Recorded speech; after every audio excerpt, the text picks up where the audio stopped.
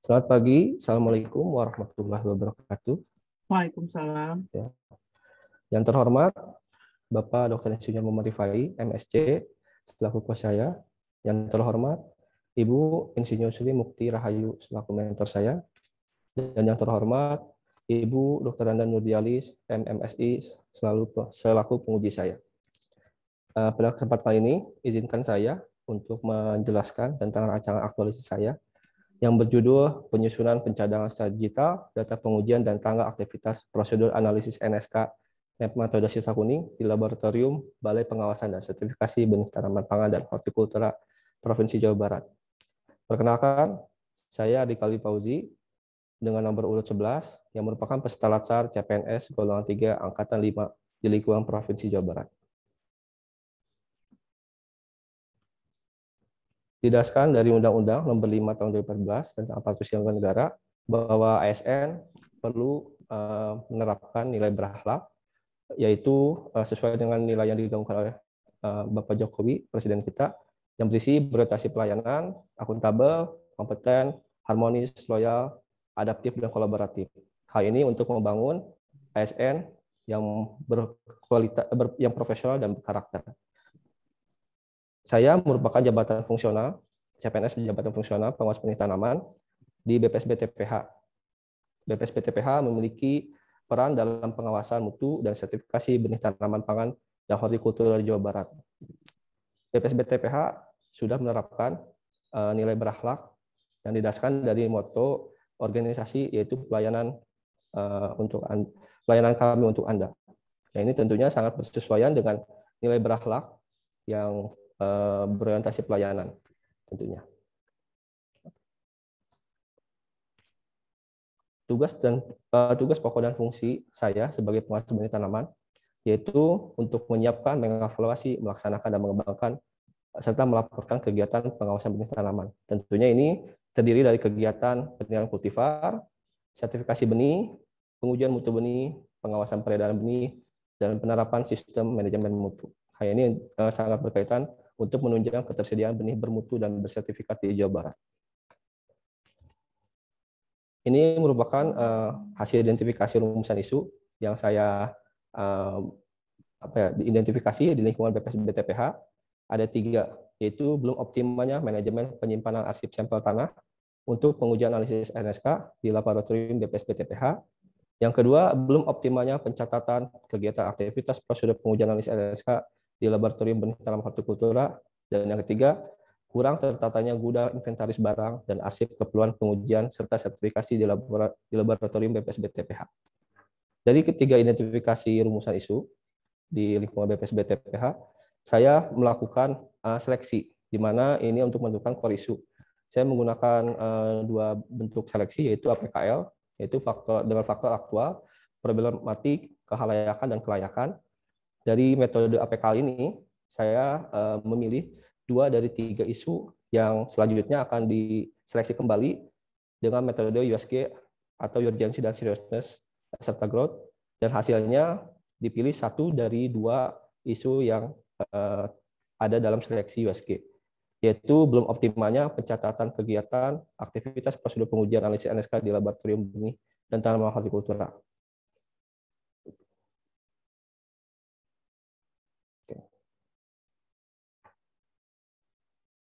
Belum optimalnya pencatatan kegiatan dan aktivitas prosedur pengujian analisis NSK di laboratorium, ini banyak penyebabnya.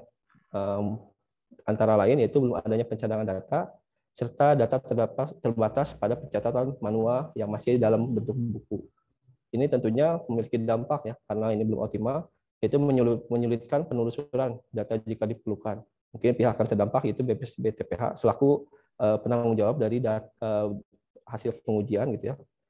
Terus adanya resiko data hilang atau rusak, ini didasarkan karena pencatatan masih manual, yang tentunya ini akan sangat beresiko gitu ya. Bisa jadi bukunya rusak atau hilang. Ini yang sangat yang terkait dengan dampak ini, yaitu produsen selaku yang menerima kebutuhan data tersebut serta BPSD TPH, yang tentunya ini sangat bertanggung jawab ya dalam adanya data analisis ini. Dan dampak lainnya itu pengolahan data akan menjadi lebih lambat, karena ini terkait dengan data yang manual yang perlu dikonversi ke data digital atau data soft file gitu ya. Tentunya ini kan bentuknya untuk pengolahan data, pelaporan, sehingga ini akan memakan waktu gitu. Yang terdampak itu adalah pengawas benih tanaman selaku petugas yang melakukan pengolahan data. Dari penyebab dan dampak yang terjadi dari isu yang terpilih, ini saya melakukan gagasan kreatif, yaitu melakukan pencatatan data tanggal aktivitas saat pengujian LSK. Karena ini masih ada ketidaklengkapan ya. Jadi saya mencoba melengkapi. Terus yang kedua, melakukan perekapan data konversi yang dari buku data manual dikonversi ke semua ke bentuk soft file. Dan yang ketiga yaitu melakukan pencadangan dari data digital, saya upload ke pencadangan online. Ini karena untuk melakukan pencadangan. Terus yang keempat yaitu membuat fasilitas QR code. Ini berkaitan dengan data online yang saya buat supaya mudah diakses saat pemantauan pemeriksaan. Yaitu saya menggagas ide untuk membuat fasilitas QR code yang tentunya ini akan memudahkan gitu ya, karena kita menggunakan gawai segala macam. Dari gagasan kreatif ini tentunya sangat berkaitan dengan agenda mata pelatihan ketiga tentang smart governance, yaitu saya berupaya untuk melakukan usaha pelayanan publik yang profesional dan berkualitas. Ini sangat berkaitan dengan manajemen ASN. Dan yang kedua itu saya berupaya untuk melakukan inovasi dengan memanfaatkan teknologi masa kini. Ini berkaitan dengan smart ASN. Ini merupakan uraian dari faktor-faktor yang menyebabkan core issue terjadi, yaitu saya menggunakan diagram fishbone di mana saya mengilustrasikan beberapa faktor penyebab terjadinya core issue. Pada kolom kuning ini merupakan bagian-bagian atau faktor-faktor yang menyebabkan core issue yang saya upayakan untuk dicarikan solusinya, yaitu belum adanya pencatatan data karena keterbatasan media.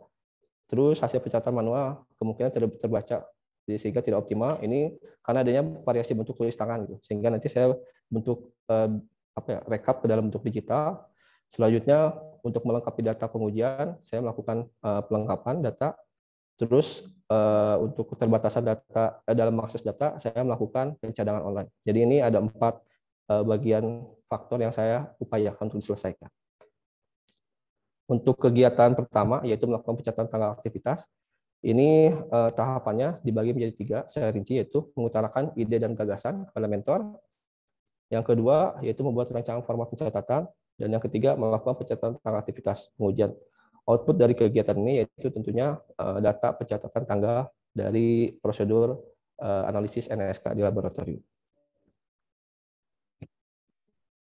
Kegiatan kedua ini berisi berisi 3 tahapan, yaitu dalam melakukan perekapan ini tentunya saya harus meminta izin kepada pihak yang bertanggung jawab yang memiliki buku edukasi pengujian, yaitu ke kepala laboratorium. Yang kedua, saya mengungkapkan ide untuk melakukan perekapan, apakah harus sesuai dengan format yang dilakukan. Yang ketiga yaitu melakukan pencatatan secara digital, yaitu konversi dari data manual ke bentuk digital. Oke. Dan yang ketiga, ini tahapan pencadangan data digital yang tadi saya buat, itu di-upload dalam berbasis online gitu ya. Jadi sehingga pencadangan bisa diakses di mana saja pada dasarnya. Ini ada 3 tahapan, yaitu mencari layanan platform yang cocok untuk melakukan pencadangan data online.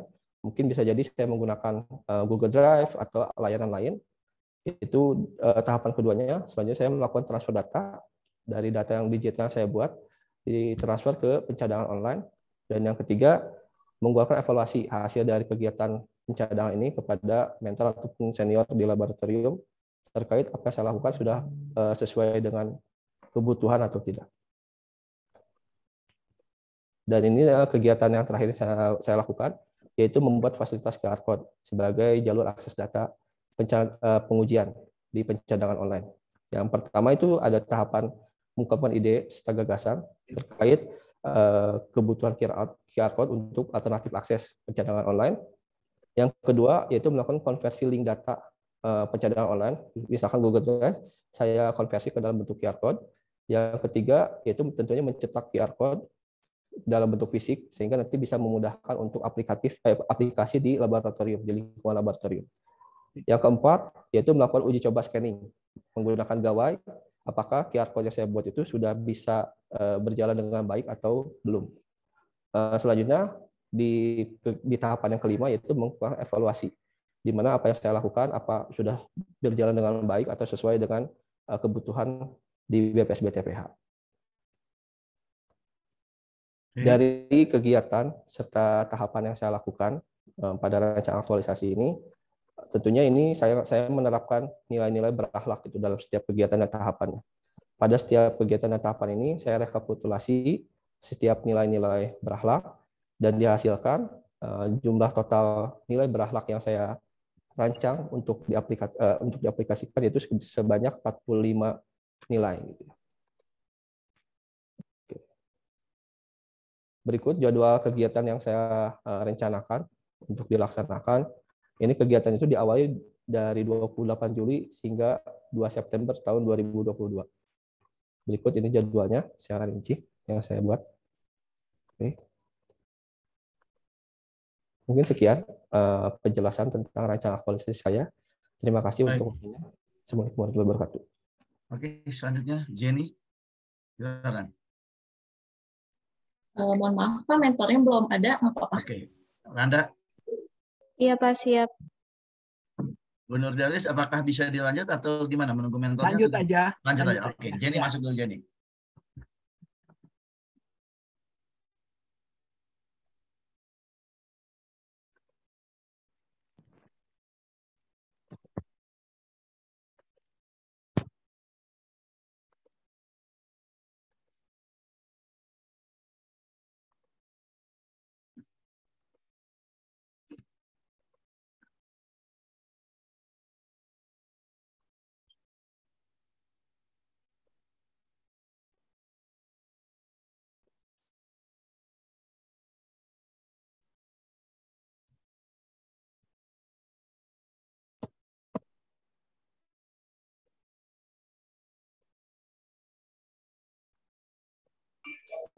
Nah, Assalamualaikum warahmatullahi wabarakatuh. Waalaikumsalam.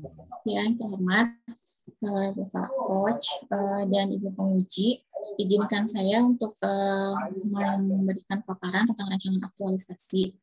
Perkenalkan, saya Gendra Diapuri, penempatan di instansi Dinas Perkebunan Provinsi Jawa Barat sebagai pustakawan ahli pertama. Rancangan aktualisasi saya berjudul tentang optimalisasi kegiatan inventaris koleksi buku di Perpustakaan Dinas Perkebunan Provinsi Jawa Barat. Berdasarkan Undang-Undang ASN Nomor 5 Tahun 2014, setiap instansi pemerintah mewajibkan untuk CPNS untuk mengikuti kegiatan latsar. Kegiatan latsar ini bertujuan untuk membentuk PNS yang profesional dan berkarakter. Profesionalisme berarti melakukan setiap pekerjaan dengan hasil yang berkualitas, dan berkarakter berarti telah mengimplementasikan nilai-nilai berakhlak dalam setiap pekerjaannya. Selanjutnya, visi dan misi organisasi. Visi Dinas Perkebunan Provinsi Jawa Barat mengikuti kepada visi Provinsi Jawa Barat, yaitu juara lahir batin dengan inovasi dan kolaboratif. Sedangkan untuk misinya mengacu pada misi Provinsi Jawa Barat yang keempat. Selanjutnya untuk tugas dan fungsi Dinas Perkebunan yaitu melaksanakan urusan pemerintahan di bidang pertanian, suburusan perkebunan yang meliputi bidang pertanian, yang meliputi produksi perkebunan, sumber daya perkebunan, pengembangan dan pelindungan perkebunan, serta pengolahan, pemasaran, dan usaha perkebunan yang menjadi kewenangan provinsi. Sedangkan nilai-nilai organisasinya, Dinas Perkebunan mengikuti pada nilai organisasi Provinsi Jawa Barat, yaitu nilai religius, nilai bahagia, nilai adil, nilai kolaboratif, dan inovatif. Selanjutnya, untuk tugas pokok pustakawan, berdasarkan Permen Pan RB nomor 9 tahun 2014, tugas pokok pustakawan yaitu melaksanakan kegiatan yang berhubungan dengan kepustakawanan yang meliputi pengolahan perpustakaan, pelayanan perpustakaan, dan pengembangan sistem perpustakawanan. Selanjutnya, selama saya bekerja di perpustakaan Dinas Perkebunan, saya menemukan 3 isu, yaitu yang pertama, belum optimalnya kegiatan inventaris koleksi buku, yang kedua, promosi perpustakaan tidak berjalan dengan optimal, yang ketiga, belum optimalnya layanan peminjaman buku. Ketika isu tersebut kemudian dianalisis dengan menggunakan teknik USG untuk menetapkan isu mana yang memiliki prioritas paling tinggi untuk segera ditindaklanjuti. Dari hasil analisa USG tersebut diperoleh isu utama yang memiliki prioritas dan keseriusan yang tinggi untuk segera ditangani, yaitu kegiatan inventaris koleksi buku yang belum optimal. Pada saat ini, kegiatan inventaris koleksi buku di Perpustakaan Dinas Perkebunan belum dikerjakan dengan baik. Yang pertama karena buku induk di Perpustakaan Dinas Perkebunan masih berbentuk manual dan ditulis tangan, dan itu pun data terakhirnya adalah data tahun 2000, sehingga data koleksi buku itu tidak terupdate pada saat ini. Selanjutnya juga koleksi buku tidak diberi stempel inventaris sebagai tanda kepemilikan perpustakaan. Hal ini jika dibiarkan dan tidak ditangani dengan segera akan berdampak pada banyak hal. Yang pertama, untuk dari sisi perpustakaannya sendiri, perpustakaan akan tidak memiliki data koleksi buku yang akurat dan terupdate. Dan selanjutnya, dari sisi pustakawan akan sulit untuk mengidentifikasi koleksi buku jika ada yang hilang. Selanjutnya, akan menghambat kegiatan pengembangan koleksi dan kegiatan stok of name kemudian hari. Dan yang terakhir adalah akan mempengaruhi proses tahapan pengolahan koleksi selanjutnya yang akan berimbas pada terlambatnya pemberian layanan kepada pengguna perpustakaan. Untuk menyelesaikan isu utama yang tadi, maka perlu diidentifikasi dulu penyebab-penyebab masalahnya. Hal ini dilakukan dengan analisis fishbone. Dan dari beberapa faktor penyebab masalah, saya memilih untuk mencoba menyelesaikan penyebab masalah materialnya, yaitu dari kelengkapan inventaris yang tidak dapat digunakan. Terdiri dari stempel inventaris dan juga buku induk yang masih manual.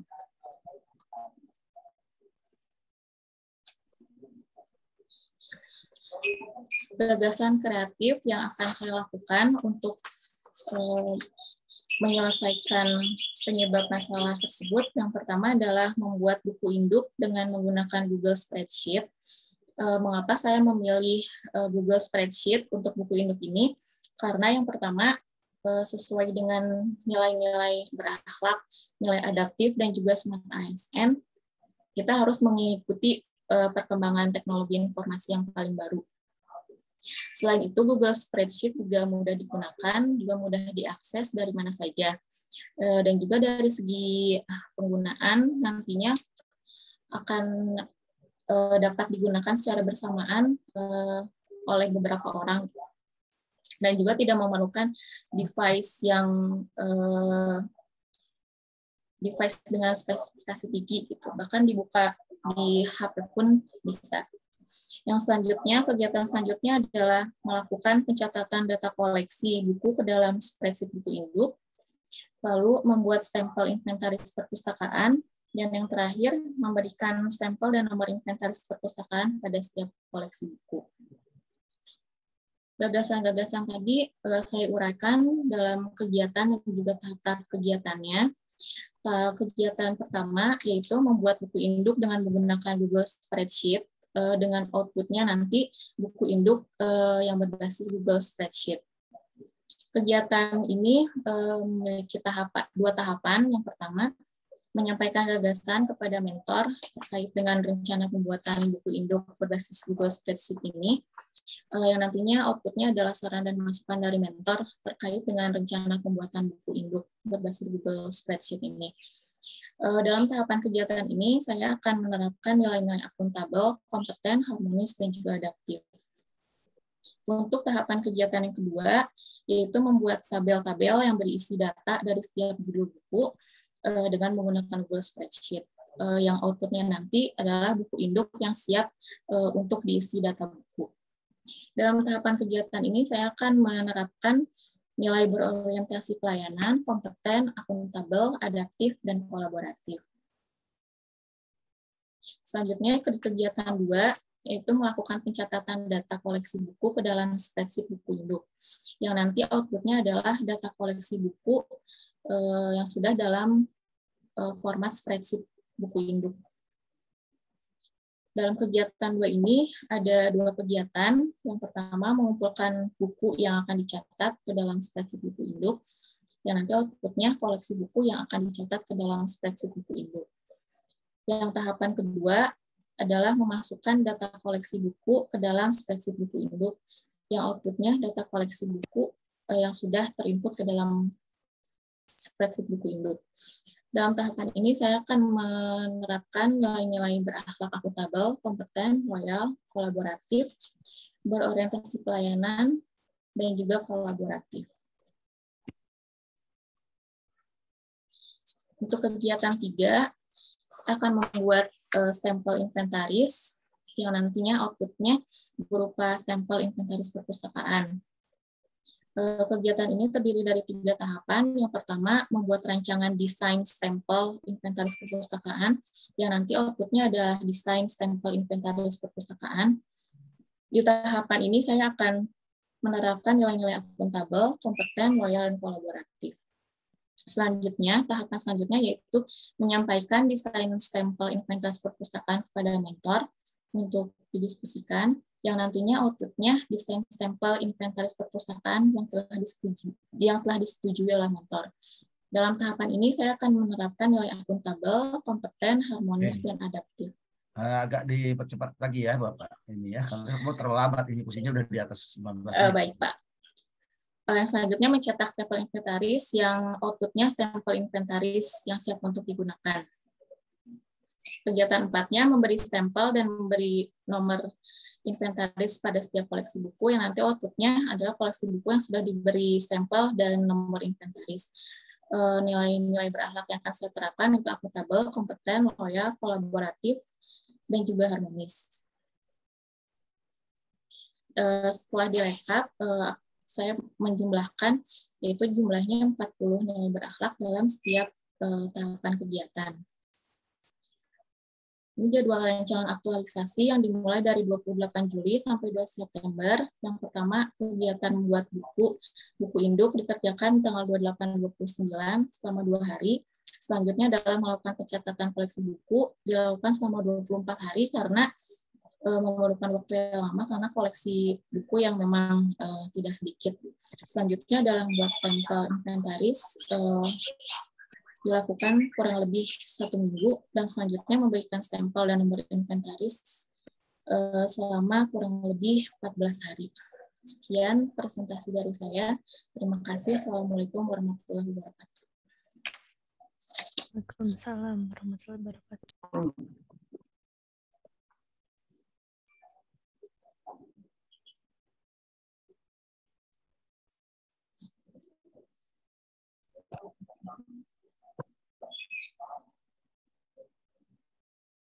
Sudah, silakan lanjut. Anda. Iya, Pak. Ya, waktu Anda 10 menit ya, Anda ya, tolong di. Iya, Pak. Bismillahirrahmanirrahim. Assalamualaikum warahmatullahi wabarakatuh. Waalaikumsalam. Salam warahmatullahi wabarakatuh. Yang saya hormati Dr. Izjur Momon Rifai MSc selaku coach, Insinyur Sri Mukti Rahayu selaku mentor, Dr. Anda Nurdialis selaku penguji. Perkenalkan, saya Rinanda Gandiningrum Prastia dari Jabar 5 NDH 28. Saat ini saya bertugas di BPSB TPH Provinsi Jawa Barat sebagai ahli pertama pengawas benih tanaman. Pada kesempatan kali ini saya akan memaparkan rancangan aktualisasi saya dengan judul Pembuatan Video Tutorial untuk Meningkatkan Pemahaman CPNS Pengawas Benih Tanaman terkait prosedur pengujian mutu benih mentimun di BPSB TPH Provinsi Jawa Barat. Untuk latar belakangnya, seperti yang kita ketahui, ASN menurut Undang-Undang Nomor 5 Tahun 2014 ini memiliki peran dan fungsi sebagai pelayan kebijakan publik, serta perekat dan pemersatu bangsa. Untuk memaksimalkan peran fungsi ini, CPNS wajib mengikuti pelatihan dasar seperti pada Peraturan Lembaga Administrasi Negara Nomor 10 Tahun 2021. Saya sebagai pengawas benih tanaman memiliki salah satu tugas pokok yaitu melakukan pengujian mutu benih. Namun pada pelaksanaannya memiliki kendala yaitu belum semua CPNS PBT ini mempunyai keahlian di bidang pengujian mutu benih di laboratorium. Selanjutnya untuk visi dan misi BPSBTPH Provinsi Jawa Barat dapat dilihat pada slide. Kemudian untuk tugas pokok dan fungsi BPSBTPH ini sesuai dengan Peraturan Gubernur Provinsi Jawa Barat Nomor 82 Tahun 2017. Untuk nilai organisasi dari BPSBTPH ini sudah menerapkan core values berakhlak. Kemudian untuk tugas dan fungsi jabatan peserta ini mengacu pada Peraturan Menteri Pendayagunaan Aparatur Negara dan Reformasi Birokrasi Nomor 9 Tahun 2010 pada pasal 4 yang meliputi menyiapkan, melaksanakan, mengevaluasi, mengembangkan dan melaporkan kegiatan pengawasan benih tanaman. Nah, untuk kegiatannya ini meliputi penilaian kultivar, sertifikasi, pengujian mutu benih, pengawasan peredaran dan penerapan sistem manajemen mutu. Selanjutnya, isu yang saya identifikasi yang ada di BPSBTPH ini ada 3. Yang pertama, kurangnya pemahaman prosedur pengujian mutu benih bagi CPNS PBT. Yang kedua, belum optimalnya pemeliharaan sarana prasarana di screenhouse. Dan yang ketiga, terbatasnya pemahaman SDM CPNS PBT dalam pengujian analisis NSK. Berdasarkan dari ketiga isu itu, untuk menentukan isu utama, saya melakukan analisis dengan metode USG dilihat dari urgensi, seriusness, dan growth. Lalu diberi skor 1-5, kemudian dijumlah dan dianalisis berdasarkan peringkat. Dari metode USG ini, saya memperoleh isu utama yaitu kurangnya pemahaman prosedur pengujian mutu benih bagi CPNS PBT di BPSBTPH. Kemudian dari sini deskripsi isu terpilihnya, dari kurangnya pemahaman prosedur ini berdasarkan data atau faktanya yaitu referensinya masih berbentuk buku teks dan ini hanya tersedia di laboratorium sehingga akses bagi CPNS PBT untuk mempelajarinya di luar jam kerja ini susah seperti itu. Lalu ada yang masih berbahasa asing. Kemudian dampaknya itu kompetensi CPNS PBT belum optimal yang menyebabkan pengujian mutu benih tidak maksimal dan dapat terjadi kesalahan. Dari isu terpilih ini dilanjutkan dengan identifikasi penyebabnya menggunakan diagram fishbone. Dari diagram fishbone ini dapat dilihat penyebabnya dari segi prosedur, SDM, fasilitas, dan program. Dari keempat penyebab ini, saya mengambil fokus di prosedur, yaitu referensi acuan masih berbahasa asing dan dalam bentuk teks, sehingga butuh waktu untuk dipahami. Berdasarkan penyebab yang ada, maka saya menyusun gagasan kreatif yang terkait dengan Smart ASN dan manajemen ASN. Yang pertama, mengkaji dan mempelajari prosedur pengujian mutu benih. Yang kedua, pembuatan video tutorial. Yang ketiga, melaksanakan sosialisasi video tutorial. Dan yang keempat, membuat dan menyebarkan Google Form terkait pemahaman CPNS PBT. Untuk uraian kegiatannya, yang pertama, mengkaji dan mempelajari prosedur pengujian mutu benih di laboratorium ini outputnya tersedianya ringkasan dan skrip untuk prosedur pengujian mutu benih. Dengan tahapannya ada 3 tahapan, yaitu pengumpulan informasi terkait prosedur, membuat ringkasan, dan membuat skrip. Dalam pelaksanaan tahapan ini menerapkan nilai berakhlak seperti berorientasi pelayanan sampai dengan loyal. Kemudian kegiatan yang kedua yaitu pembuatan video tutorial prosedur pengujian mutu benih. Outputnya itu tersedianya video tutorial prosedur pengujian mutu benih. Dalam tahapannya dibagi menjadi 2 tahap, yaitu yang pertama menyiapkan alat dan bahan untuk pengujian, dan yang kedua melakukan pembuatan video. Sama juga dalam tahapan ini menerapkan nilai berakhlak dalam pelaksanaannya. Kemudian uraian kegiatan ketiga itu melaksanakan sosialisasi video tutorial prosedur pengujian mutu benih. Outputnya itu terselenggaranya sosialisasi video tutorial. Untuk tahapannya dibagi menjadi 3, yaitu pembuatan dan pembagian undangan sosialisasi yang akan dikirimkan via WhatsApp. Kemudian yang kedua, melaksanakan kegiatan sosialisasi via Zoom.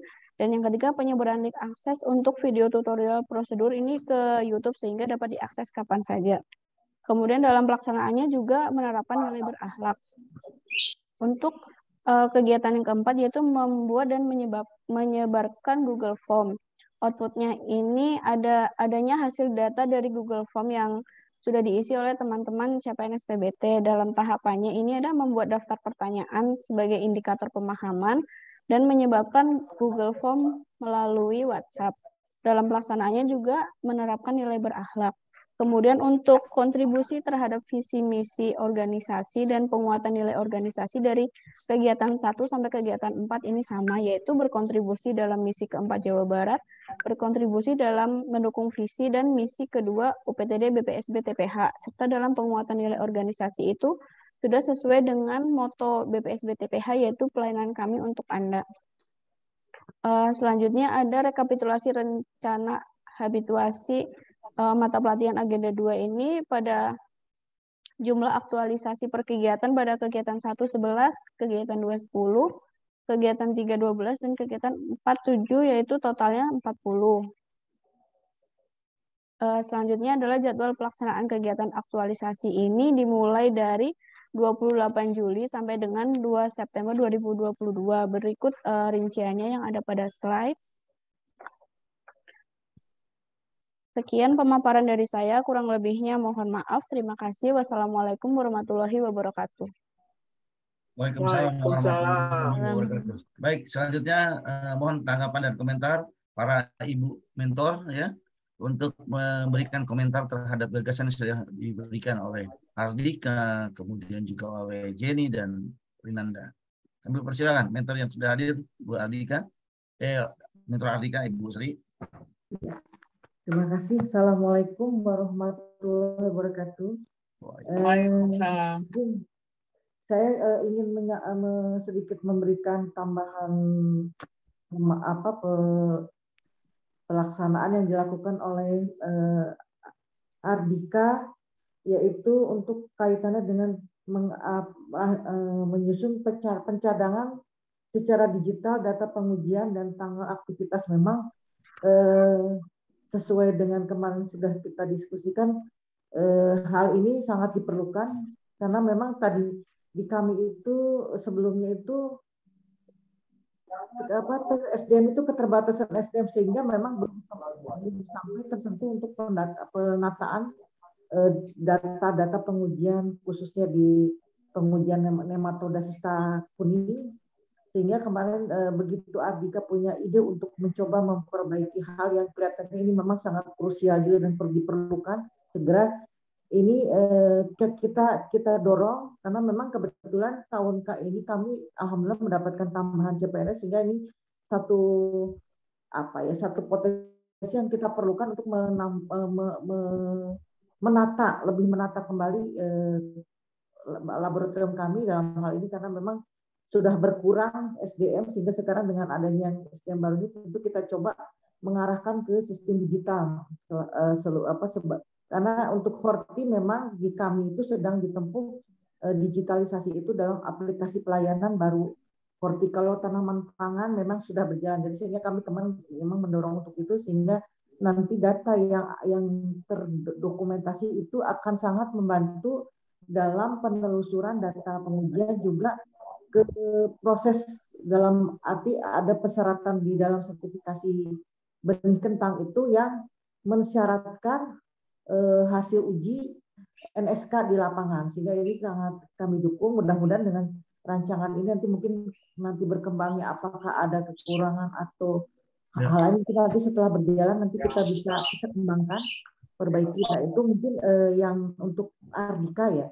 Sedangkan untuk Rinanda memang ini karena keterbatasan kita biasanya kalau seorang untuk PBT itu memang tidak mungkin langsung bisa bekerja ya dari CPNS itu karena sebetulnya mereka perlu disiapkan pelatihan-pelatihan dasar. Sementara ini kan masih keterbatasan ya di sisi itu sehingga tentunya kami mencoba mengupayakan dari sisi yang lain. Dalam hal ini mungkin kita langsung pembinaan langsung secara internal di dalam balai sendiri dan tentunya dengan cara ide menyusun atau membuat video untuk pengujian itu mungkin akan lebih membuat menarik bagi generasi muda sekarang ini untuk lebih cepat menangkap dan belajar dengan melalui video ya. Sehingga kami juga mendukung hal itu.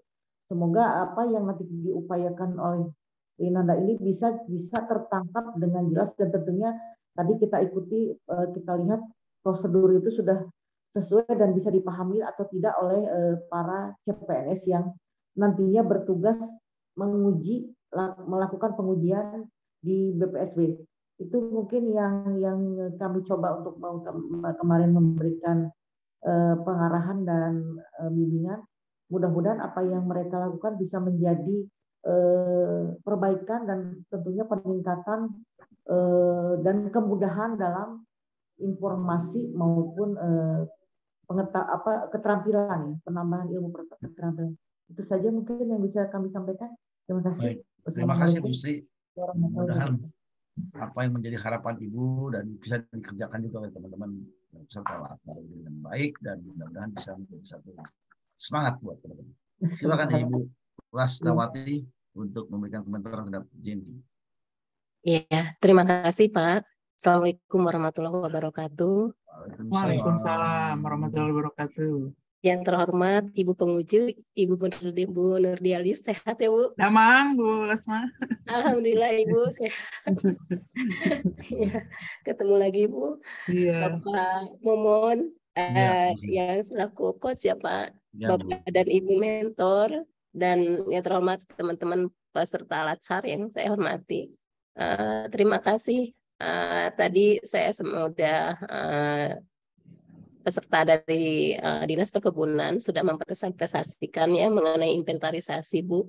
Betul sekali, kebetulan di kami mengenai data inventarisasi untuk pustakawan itu memang sudah sangat ini Bu. Jadi udah lama sekali karena kita tidak ada pegawai yang memegang untuk di pustakawan Bu sebagai pustakawan. Dan saat ini ada yang masuk sebanyak 4 personil, itu memang di kami itu sangat diperlukan sekali dalam hal inventarisasi dokumen-dokumen yang memang sudah tidak terinventarisir udah lama sekali berkaitan dengan kekurangan pegawai yang untuk pustakawan sendiri ya Bu. Jadi saya di sini sangat mendukung sekali untuk Teh Jenny dalam pembuatan data-data atau buku-buku yang untuk diinventarisasi, karena banyak sekali di kami dokumen-dokumen yang belum terinventarisasi gitu ya selama ini, sehingga dengan adanya ide dari Teh Jenny ini yang bisa untuk memudahkan kami Bu dalam menyusun dokumen pustakawan, itu sangat ini sekali, kami sangat mendukung sekali. Lalu kekurangan-kekurangannya apa nanti kami selalu diskusikan gitu ya Bu. Maaf Bu, suara saya begini Bu. Agak ini agak pilek ya. Iya Bu, lagi batuk Bu. Iya. Jangan damang Bu. Mohon atuh nuhun Ibu. Nah itu Bu, jadi saya sangat mendukung sekali apa yang dari Teh Jenny akan nanti untuk di rancangan aktualisasi ini untuk mempermudah kami Bu dalam mendata buku-buku yang ada di kami, untuk termasuk buku induknya juga belum ada di kami, belum terdata dengan baik lah Bu ya. Mudah-mudahan ke depannya dengan adanya ini bisa bermanfaat bagi kami Bu gitu. Itu mungkin Bu yang dapat saya sampaikan. Mohon. Wassalamualaikum warahmatullahi wabarakatuh. Waalaikumsalam warahmatullahi wabarakatuh. Baik, terima kasih ya Ibu Lasna. Selanjutnya mari kita simak dengan seksama untuk komentar dan tanggapan dari mentor narasumber kita Ibu Nurdialis. Kami persilakan. Baik, makasih Pak Momon selaku coach lengkap moderator. Ibu-ibu mentor, Ibu Sri dan Ibu Lasmawati, sehat-sehat selalu. Dan para peserta, Ardika, Jenny, dan Rinanda ya. Jadi dari Ardika nih, jadi tadi sudah sangat bagus ya ide jadi pencadangan. Tadinya saya kira salah baca saya ini, pencadangan ya, pencadangan secara digital. Nah ini salah satu smart ASN Ardika harus diimplementasikan. kaitan dengan apa istilahnya pencatatan uji NSK ya. NSK itu nematota sisa kuning ya. Betul Ibu. Itu di tanaman apa? Kentang ya? Betul Ibu, di kentang. Di kentang ya, jadi fokusnya di kentang ya. Ibu Nurdialis tahu hebat Saya pernah ke balai yang di Pangalengan, di mana tuh ya? Ya. Sama Mohon balai kentang ya Bunya. Iya, jadi betul. ingat itu NSK tuh itu gitu.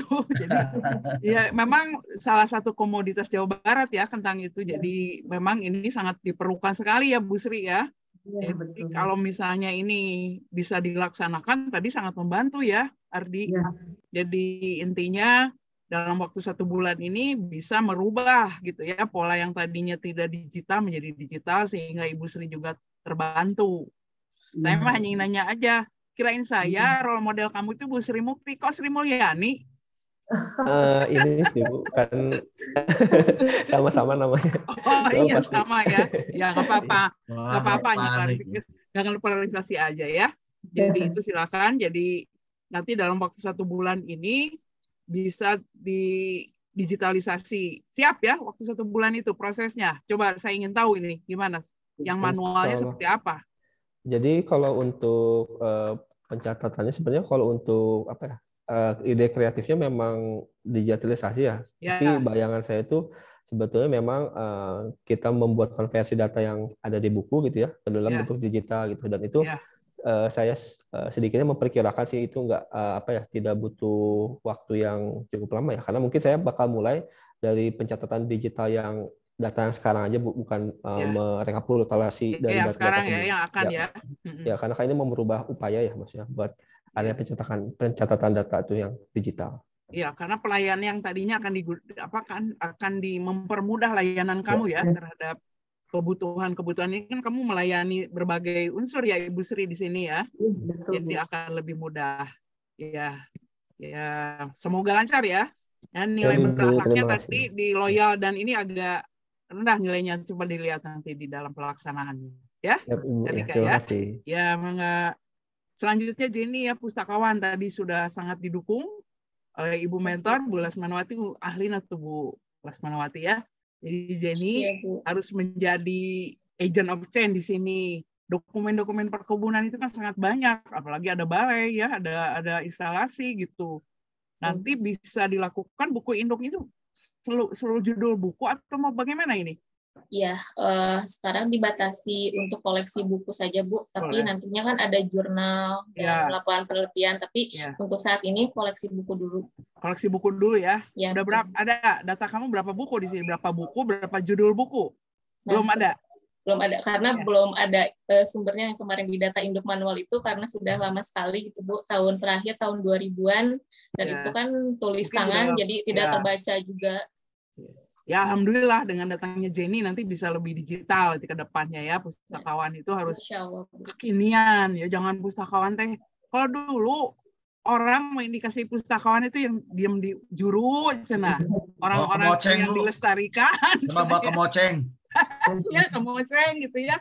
Nah kamu masuk ke sini harus menjadi orang yang merubah, berinovasi tadi harapan dari Bu Mentor ya. Sehingga ada terobosan-terobosan untuk memudahkan koleksi buku ini akan menarik gitu untuk orang membaca dan memberikan juga masukan-masukan. Nanti ke depannya jurnal dan lain-lain. Gitu ya Jenny ya. Betul Bu. Ya, betul Ibu. Ini berorientasi melayaninya hanya 2 nih. Nanti dilihat ya, dilihat lagi ya. Ya Bu. Ya, mangga. Kemudian yang ini Nanda ya. Iya Ibu. Saya ini sangat tertarik sekali Nanda. Kamu hanya untuk khusus CPNS nih tutorialnya. Kalau yang sayang atuh Nanda. Iya, kalau maksud saya sayang. Iya. Kan bisa digunakan juga oleh orang lain, jangan ya itu terserah Nanda. Iya. Tapi kalau kan CPNS itu ada berhentinya, nggak akan ada terus-menerus gitu. Iya, Bu, sehingga video tutorial kamu ini bisa berlanjut Nanda. Iya Bu. Gitu ya. Ya mangga nanti bisa komunikasi dengan Pak Mentor dan Bapakku si Ibu Mentor ya. Kalau dibatasi hanya CPNS, padahal bagus misalnya video tutorialnya, kemudian CPNS-nya sudah jadi PNS kan jadi sayang gitu maksud saya. Iya Bu. Ya. Nanti coba dilihat lagi komunikasi dengan Bapak Mentor. berkaitan dengan ini, video tutorial ini nanti akan diposting di YouTube ya? Iya Bu, di YouTube. Jadi Ya, bisa diakses kapan mudah-mudahan. saja. Saya lihat web balainya juga udah bagus kok, aktif sekali itu. Iya, Bu. Ya, itu bisa di sana ya Bu ya. Sofian masih di sana nggak, Sofian? Masih Bu. Oh, masih. salam ya ke Sofian ya, mantan Bapeda Pak Momon. Sofian. Oh, Sofian kita. Iya, salam buat Sofian. Sofian kita Bu. Ya, Sofian. betul. Badannya jadi gemuk sekarang ya. Ya. Ya betul, subur Pak. Subur ya. Ya itu Nanda ya, nanti coba di ini.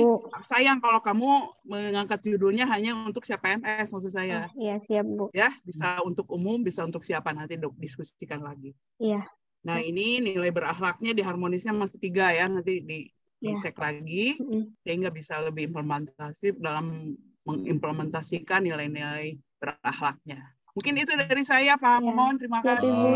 Oke, baik. Terima kasih catatannya ya. Baik, terima kasih sekali. Dan Ibu Sri Murti dan Ibu Asna ya.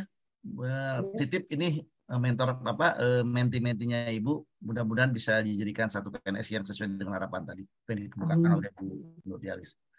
Baik, kami izinkan Ibu untuk leave, untuk melanjutkan aktivitas pekerjaan yang lain. Dan selanjutnya teman-teman dari 3 peserta yang terakhir untuk di-invite ya. Izin Pak, Ibu. Iya, izin Bu Lasman. Ibu. Bu Sri. Bu, ya. Bangga.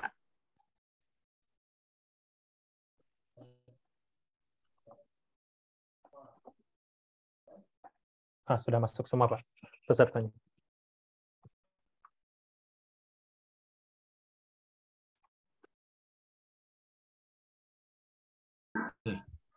Mentornya udah datang juga ya. Hadi, Roy, dan Mega.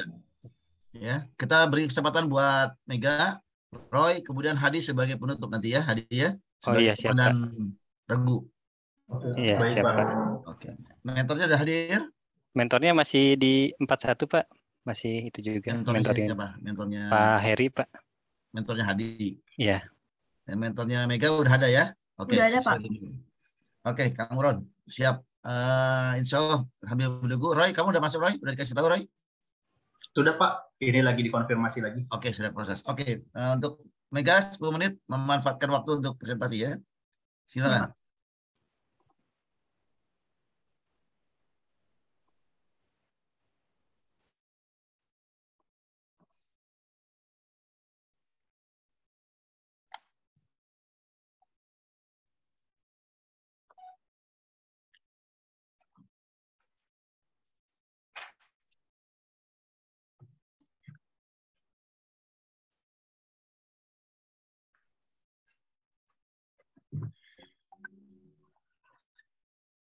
Assalamualaikum warahmatullahi wabarakatuh.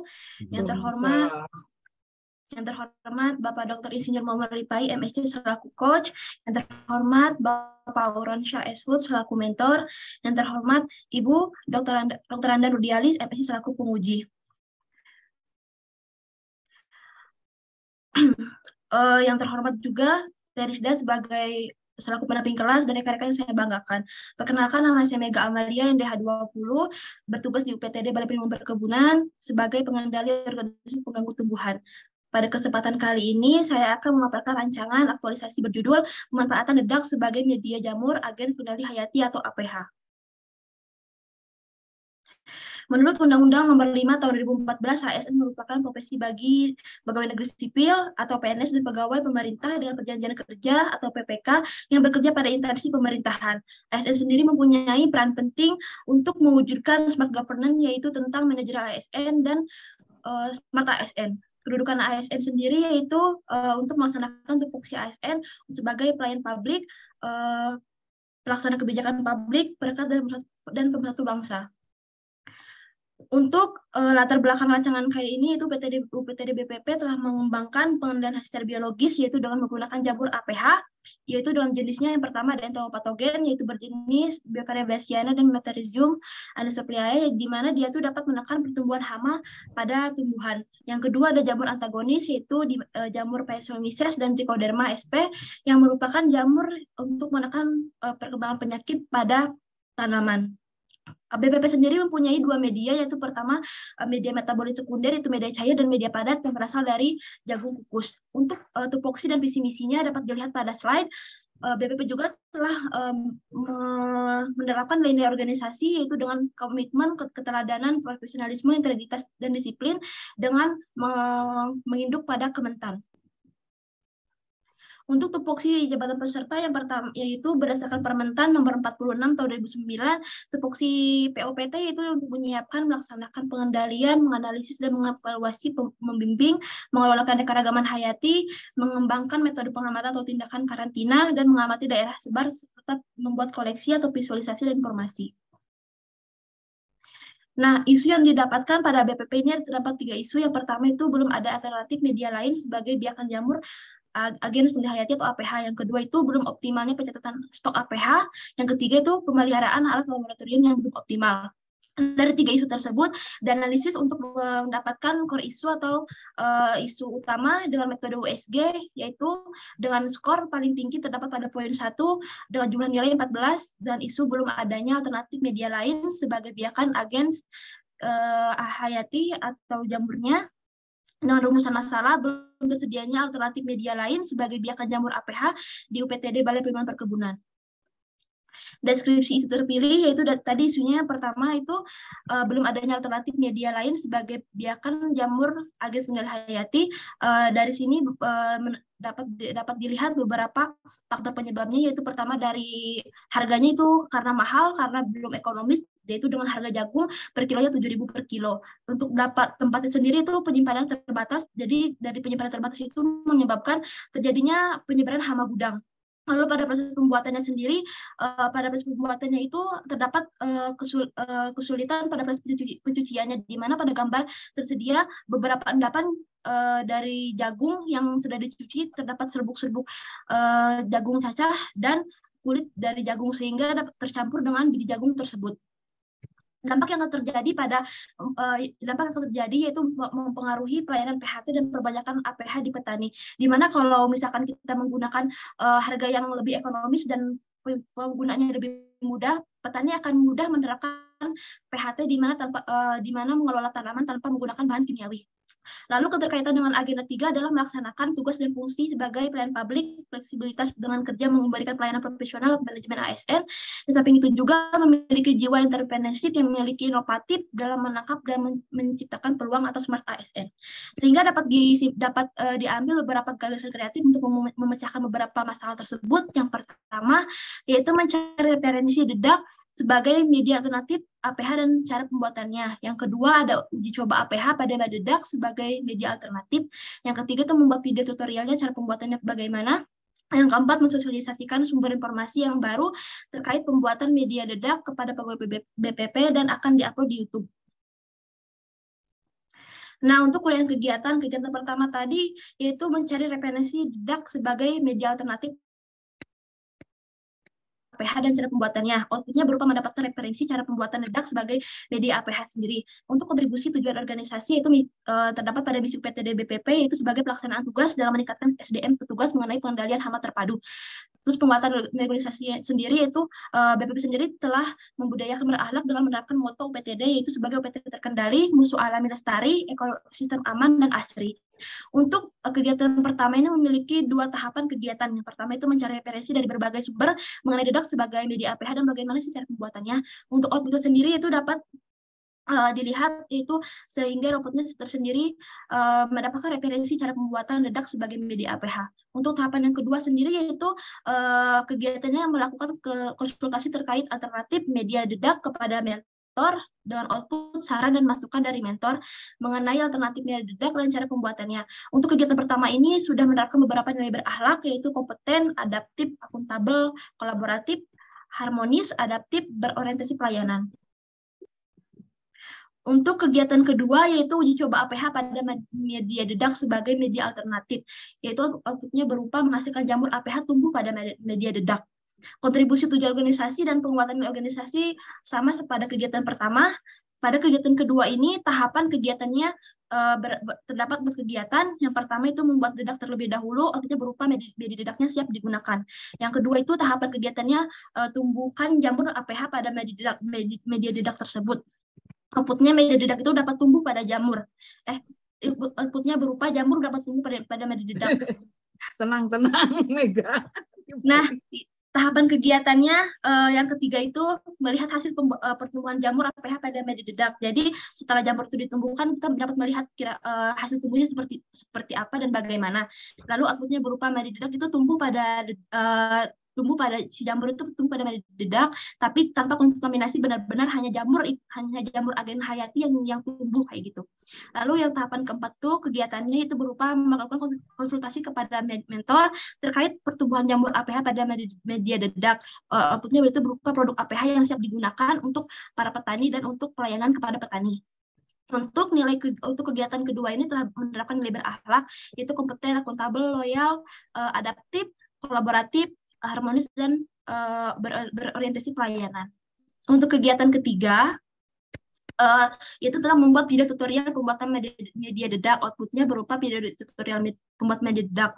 Untuk kontribusi tujuan organisasi dan penguatan nilai organisasi sama tadi seperti kegiatan 1 dan 2. Tahapan pada kegiatan ini hanya ada 3. Yang pertama itu merancang alur video cara pembuatan media dedak, sebagaimana cara jamur agen hayati, bagaimana tumbuhnya, lalu outputnya berupa alur perancangan videonya kayak gimana. Lalu tahapan keduanya itu konsultasi kepada mentor mengenai hasil rancangan. Lalu outputnya berupa saran dan masukan mengenai rancangan tersebut. Untuk tahapan yang ketiga, ini tentang perbaiki video sesuai arahan dari mentor. Outputnya berupa video hasil revisi dan final, sehingga dapat disosialisasikan di YouTube nanti.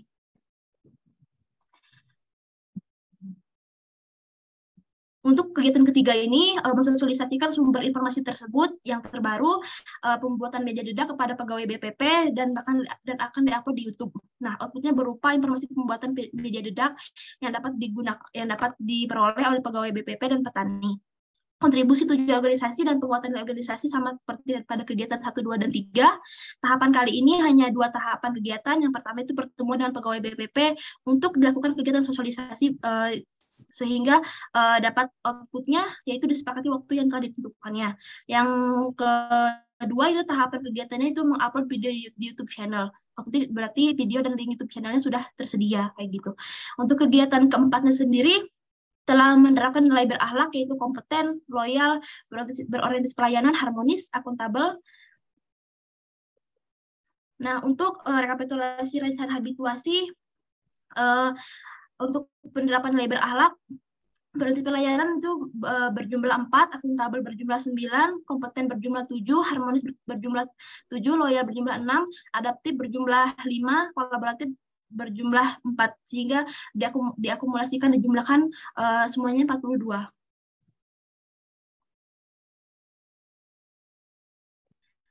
Nah, ini untuk rencana jadwal aktualisasi itu dari tanggal 28 Juli sampai 2 September. Untuk kegiatan rencana jadwal aktualisasinya. Mungkin cukup sekian presentasi dari saya. Mohon maaf ada kekurangan atau kesalahan. Billahi taufiq wal hidayah. Wassalamualaikum warahmatullahi wabarakatuh. Waalaikumsalam. Minum dulu, Mega. Kamu minum dulu. Saling pengen ngebut gitu ya. Oke, Roy. Gimana, Roy? Ini PNS yang dari mana? Senang jadi PNS Jawa Barat katanya, Bu. Oh gitu. Dari mana ini namanya? Saya aslinya Sulawesi, Bu. Oh, hebat. Sengaja mendaftar ke Jawa Barat, pengen jadi warga Jawa Barat, jadi PNS di Jawa Barat. Silakan, Roy. Ya, baik. Izin saya sekian ya, Pak Bu. Ya. Assalamualaikum warahmatullahi wabarakatuh. Yang terhormat Bapak Muhtarudin selaku mentor, yang terhormat Bapak Momon Rifai selaku coach, dan Ibu Nurdiani selaku penguji. Nama saya Roynaldi Daud. Saya adalah jabatan CPNS Ahli Pertama Pengawas Ketenagakerjaan di UPTD Pengawasan Ketenagakerjaan Wilayah 3 Cirebon. Berikut adalah pendahuluan dari rancangan aktualisasi saya, yaitu Undang-Undang Nomor 5 Tahun 2014 tentang fungsi dan tugas ASN, yaitu sebagai pelayan publik, pelaksana kebijakan publik, dan perekat pemersatu bangsa. Kemudian adalah Peraturan LAN RI Nomor 10 Tahun 2021 tentang pelatihan dasar CPNS untuk menciptakan PNS yang profesional dan berkarakter, sesuai dengan implementasi nilai-nilai berakhlak. Kemudian Permenaker nomor 4 tahun 1987 tentang P2K3 dan tata cara penunjukan ahli K3 yang mewajibkan perusahaan untuk melaporkan kegiatan P2K3. Dan tujuan dari rancangan aktualisasi saya adalah terimplementasinya nilai berakhlak dan terwujudnya digitalisasi layanan pelaporan kegiatan P2K3. Berikut adalah visi misi dari organisasi saya. Visinya sesuai dengan visi Jawa Barat, sedangkan misinya adalah misi kedua dari Jawa Barat. Kemudian ada nilai-nilai organisasi yang kami terapkan, yaitu jujur, profesional, solid, kreatif, dan melayani. Berikut adalah tugas pokok dan fungsi organisasi, yang pada intinya adalah melaksanakan tugas teknis operasional di bidang pelayanan pengawasan ketenagakerjaan. Sedangkan saya memiliki tugas pokok dan fungsi pengawasan ketenagakerjaan, yaitu pembinaan, pemeriksaan, pengujian, penyidikan, dan pengembangan sistem. Yang tentunya batasan-batasan ini diatur dalam Permenpan RB nomor 30 tahun 2020. Selanjutnya, berdasarkan pengamatan saya, setelah bekerja di UPTD Pengawasan Ketenagakerjaan Wilayah 3 Cirebon, berikut adalah 3 isu yang akan saya angkat, yaitu yang pertama, belum optimalnya layanan pelaporan kegiatan P2K3 pada perusahaan. Isu yang kedua, yaitu belum optimalnya pengorganisiran data terkait perusahaan yang telah dilakukan pemeriksaan oleh pengawas. Dan yang ketiga, belum optimalnya layanan pada pembuatan surat keterangan layak K3 pada objek K3. Kemudian saya melakukan tapisan isu dengan metode USG untuk menentukan isu mana yang menjadi prioritas. Berdasarkan hasil metode tapisan isu USG, maka ditentukan isu pertama yang menjadi prioritas. Dengan rumusan isu bahwa tidak optimalnya layanan pelaporan kegiatan P2K3 serta UPTD Pengawasan Ketenagakerjaan Wilayah 3 mengalami kesulitan dalam rekapitulasi layanan pelaporan kegiatan. Berikut adalah deskripsi isunya. Berdasarkan fakta, pada ketentuan Permenaker nomor 4 1987 menyatakan bahwa setiap P2K3 wajib melakukan pelaporan kegiatan triwulan. Sedangkan menurut amanat Undang-Undang nomor 23 tahun 2014 tentang pemerintah daerah, bahwa fungsi pengawasan ketenagakerjaan yang sebelumnya dipegang oleh kabupaten kota menjadi wewenang provinsi. Hal ini tentunya akan berdampak pada terhambatnya pelayanan pelaporan kegiatan P2K3 dikarenakan UPTD Pengawasan Ketenagakerjaan Wilayah 3 Cirebon memiliki area pengawasan, yaitu Kabupaten Cirebon, Kota Cirebon, Kabupaten Majalengka, Kabupaten Indramayu, dan Kabupaten Kuningan. Nah, saya melakukan analisis Fishbone untuk menentukan faktor-faktor penyebab timbulnya isu tersebut, yaitu ada manpower, machine, method, dan regulation. Di manpower pada intinya adalah kurangnya SDM yang menerima layanan pelaporan kegiatan P2K3, dan di machine tentunya tools yang kita gunakan untuk akses database dan pelayanan digital. Sedangkan method yaitu pelaporan kegiatan P2K3 masih bersifat konvensional. Saya memiliki gagasan kreatif yang akan menyelesaikan 3 dari 4 permasalahan yang menyebabkan belum optimalnya layanan pelaporan kegiatan P2K3, yaitu dengan digitalisasi layanan pelaporan kegiatan P2K3 di UPTD Pengawasan Ketenagakerjaan Wilayah 3 Cirebon. Berikut adalah keterkaitan dengan mata pelatihan agenda 3.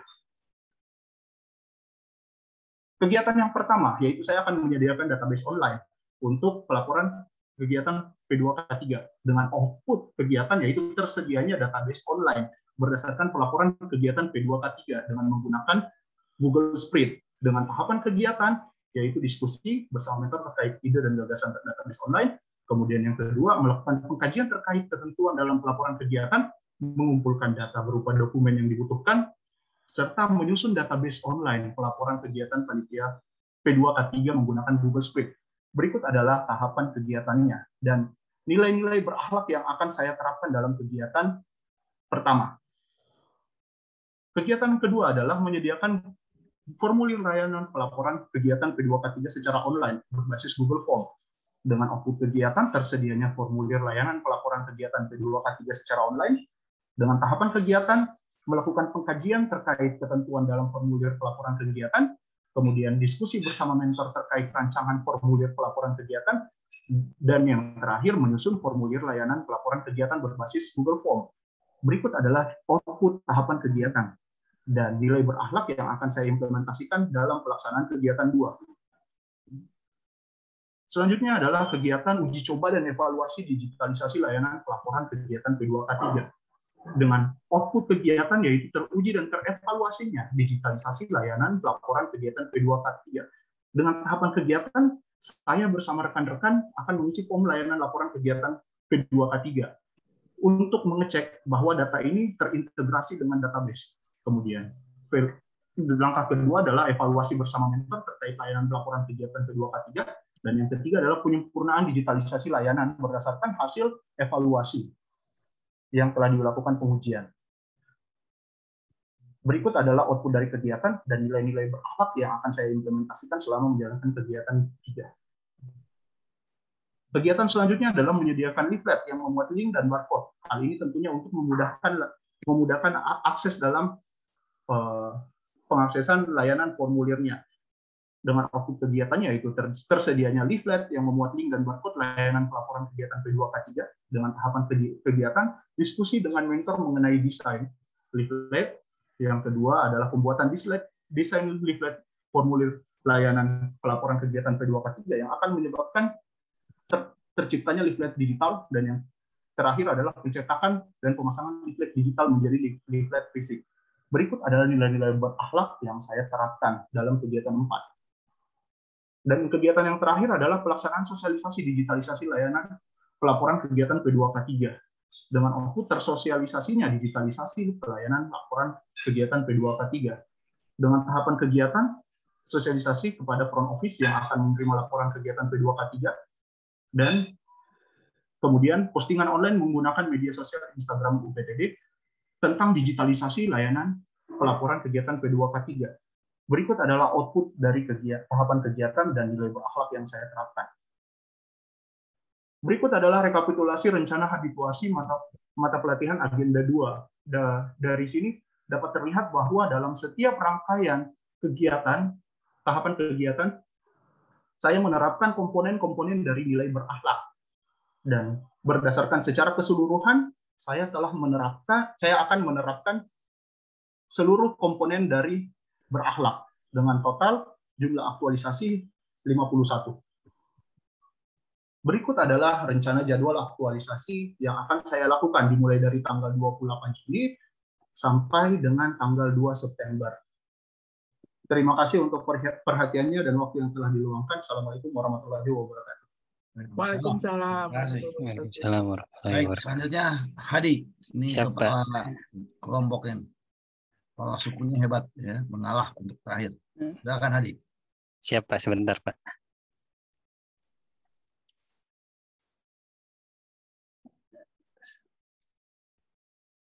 Sebentar, Pak. Izin share screen ya, Pak.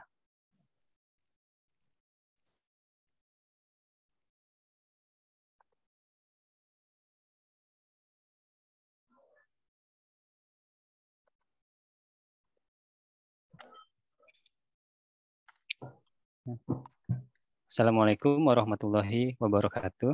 Waalaikumsalam. Yang terhormat Pak Heri Pansitila sebagai mentor dan Kepala BPSMB LE. Terima kasih Pak sudah menyempatkan hadir.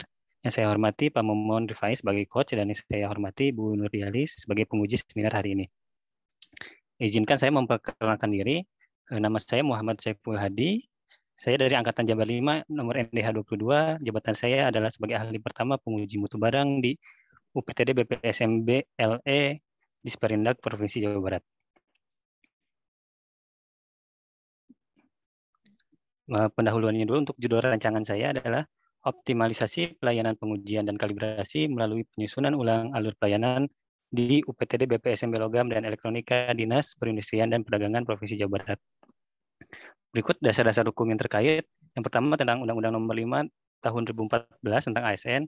Di sini dijelaskan tentang ASN itu adalah suatu profesi. Berarti kita itu harus menjadi seorang ASN yang profesional.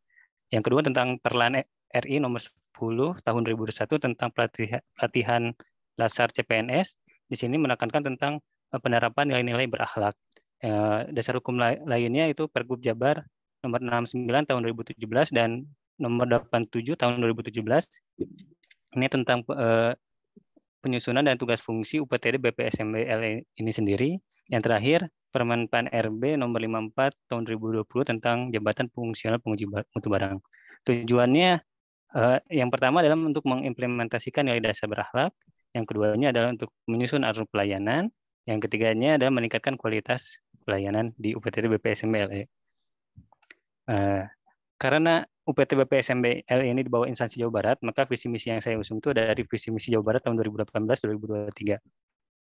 Visinya adalah terwujudnya Jawa Barat juara lahir batin dengan inovasi dan kolaborasi. Untuk misinya sendiri, UPT BPSMBLE ini terkait dengan visi yang keempat, yaitu meningkatkan produktivitas dan daya saing ekonomi ini. Untuk nilai organisasinya sendiri, BPSMBLE telah menerapkan moto cepat, tepat, dan akurat. Cepat ini kaitannya dengan nilai berorientasi pelayanan. Untuk tepat ini untuk nilai kompeten, dan akurat ini untuk nilai akuntabilitas. Tugas dan fungsinya ada 2 tugas, yaitu sebagai pelayanan teknis pengujian dan pengembangan jasa pengujian. Untuk fungsinya sendiri bisa dibaca di poin-poin di layar sini. Lanjut ke tugas fungsi penguji mutu barang. Kategori jabatan penguji mutu barang itu sebagai kategori keterampilan dan keahlian. Dan klasifikasinya adalah di rumpun pengawas kualitas dan keamanan. Untuk tugas dan fungsinya sendiri adalah sebagai penjamin mutu barang, pengembang pengujian kalibrasi, dan pengelolaan organisasi penjamin mutu barang. Tugas dan fungsi saya ini berhubungan erat dengan tugas dan fungsi pokok UPTD BPSMBLE sendiri. Lanjut ke identifikasi isu. Isu yang pertama yaitu belum diperbaharunya alur pelayanan pengujian dan kalibrasi setelah perampingan birokrasi. Seperti diketahui pada bulan kemarin adanya pelantikan pejabat administrasi menjadi fungsional, itu merubah struktur organisasi yang ada di BPSMBLE sendiri. Berarti merubah juga bisnis proses yang ada. Yang keduanya, belum adanya inventarisasi rekam jejak pemakaian dan usia alat pengujian di laboratorium. Seperti kita ketahui, untuk setiap alat tentu ada masa pakainya, dan masa pakai ini berpengaruh terhadap hasil pengujian. Maka dari itu harus adanya rekam jejak ini untuk mengetahui seberapa layak alat tersebut masih bisa digunakan. Yang ketiga, adanya data hasil pengujian dan sertifikat belum terorganisir dengan baik.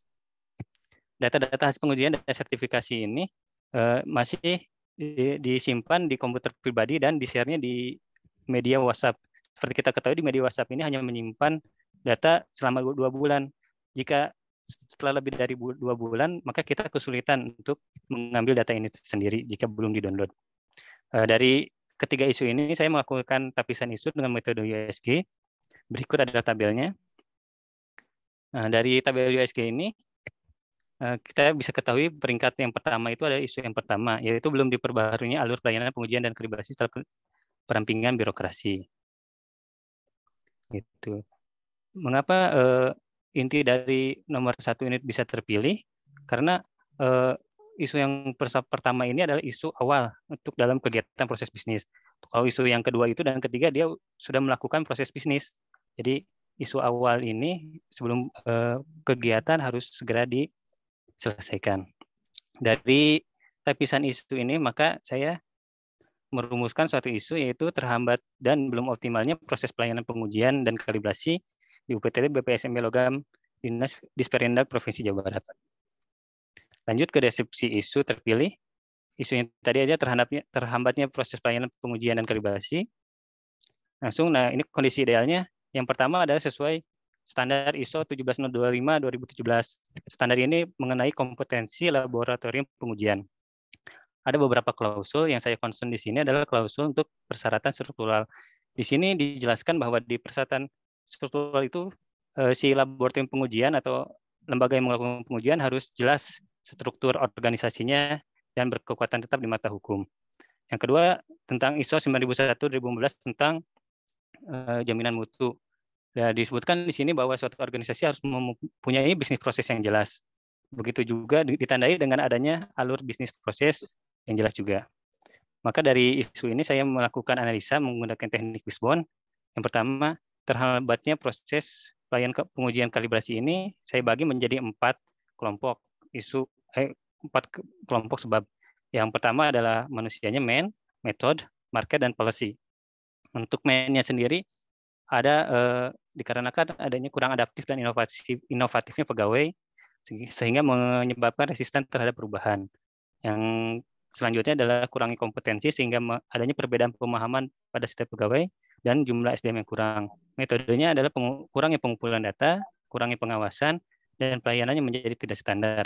Yang marketnya ini adalah kurangi sosialisasi atau marketing. Yang pertama, efeknya masyarakat belum mengetahui adanya perubahan birokrasi. Yang kedua adalah jumlah pelanggan di BPSMB ini masih minim. Yang ketiganya, jenis layanan masih terbatas. Terbatasnya karena adanya alat yang belum lengkap. Dari policy ini, target PADB yang diterapkan untuk BPSMB ini masih tergolong minim. Yang keduanya adanya perubahan aturan kebijakan itu yaitu perampingan birokrasi, menjadikan alur pelayanan tidak valid. Kenapa tidak valid? Kita lihat di sini penyebabnya adalah alur pengujian tidak valid ini. Nah, dari gambar di sini kita lihat pada alur pelayanan ada dituliskan seksi jasa pengujian dan kalibrasi. Sedangkan untuk seksi ini sudah dihilangkan, menjadikan alur pelayanan ini menjadi tidak valid kembali. Dari isu-isu ini saya mengajukan ada 4 gagasan. Yang pertama, menyusun ulang alur pelayanan pengujian dan kalibrasi. Yang kedua, membuat diagram alur pelayanan secara kreatif. Yang ketiga, sosialisasi di lingkup internal sendiri. Yang keempatnya, sosialisasi di eksternal, yaitu kepada masyarakat melalui website dan media sosial. Keterkaitannya dengan agenda 3, yaitu untuk manajemen ASN sendiri, adalah tentang menyusun ulang alur pelayanan dan sosialisasi di lingkup internal. Ini untuk membagi-bagi pegawai tentang tanggung jawabnya sendiri dan untuk meningkatkan profesionalisme si pegawainya tersebut. Untuk yang terkait dengan Smart ASN, untuk Smart ASN adalah ide gagasan yang kedua dan keempat, yaitu membuat diagram alur pelayanan secara kreatif dan sosialisasi melalui website dan media sosial. Nah, untuk kegiatan-kegiatan sendiri saya mempunyai ada 4 kegiatan. Untuk kegiatan 1, menyusun ulang alur pelayanan pengujian dan kalibrasi. Inti output yang diharapkan dalam kegiatan ini adalah tersusunnya alur pelayanan pengujian dan kalibrasi yang terbaru. Untuk tujuan organisasi sendiri terkait dengan tujuan keterkaitan dengan visi misi Jawa Barat, yaitu berkontribusi pada misi keempat Jawa Barat tentang peningkatan laju ekonomi. Untuk penguatan nilai organisasi sendiri tentang tadi moto yang sudah diterapkan yaitu cepat, tepat, dan akurat.